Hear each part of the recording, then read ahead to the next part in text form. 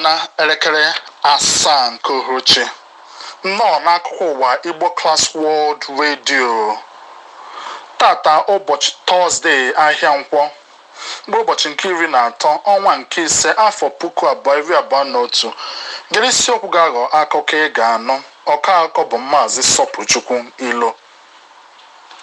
Ndị otu gọvanọ ọwụwa anyanwụ Naijiria ahụ mere nzukọ akọwapụtara na otu mpụta nzukọ ahụ bụ mmachi ha machiri ịkwado iwu inye ohere ka ndị ọchịefi akpọrọ Fulani nwee ikike inwe ala ebe ha ga na-anọ na mpaghara South.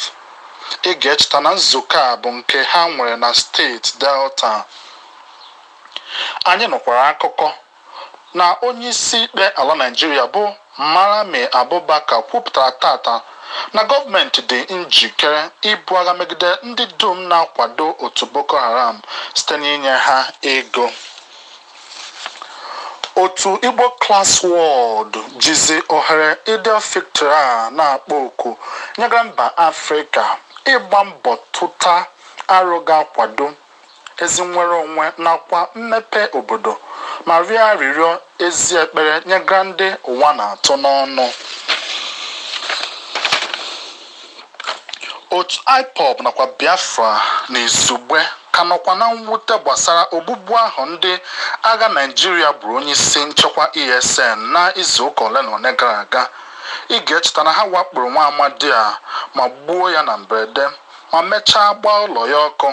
Onye isi nta akụkọ anyị Maazị Anyanwụ enweghị ike iwetanwu ọnụ mmiri okwu ndị mmadụ n'ihi oke iru uju nakwa obi mgbawa ọnwụ iko nsọ wetara. Mmemme akwamozu ya bụ nke otu IPOB ga-ewepụta ka ọha na eze mara ka mkpụrụ obi iko nsọ na mkpụrụ obi ndị dum niile nwụrụ n'ime Onyenwe anyị zuo ike. Amen.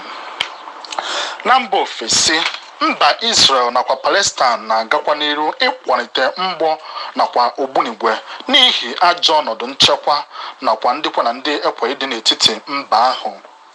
Cheta na iji wee kwalite asụsụ nakwa omenala Igbo n'ebe dum, ị ga-agba mbọ hụ na ị na-asụ Igbo, dee Igbo ma kụziere onwe gị ya na ndị ezinụlọ gị asụsụ nakwa omenala Igbo. Ime nke a, Igbo ga-atọ atọ.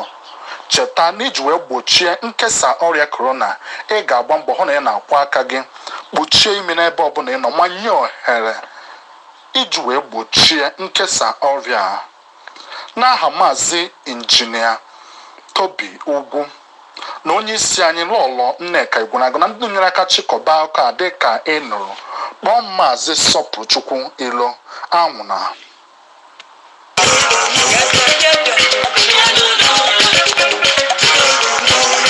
Anyị wee na-ekene Maazị Sọpụchukwu Ilo na ndị tum nyere aka chịkọba akụkọ ụwa ahụ dị ka ị nụrụ. Cheta na ọ bụ na ngalaba Igbo Class World Radio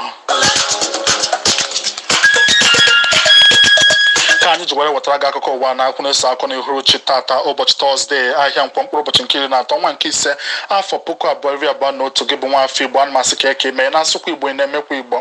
Ọ bụ na ị na-eme nke a, ịbụ onye agọzi agọzi na-akpọte gị soro anyị zọnye ụkwụ na egwu ọmarịcha egwu sitere n'aka Kristi Esen Igbokwe nwaafọ Igbo. Teta nọ n'ụlọ ka ọ kpọrọ egwu a ka mkpụrụ obi azụ ike na ọma Onyenwe anyị sonyere m.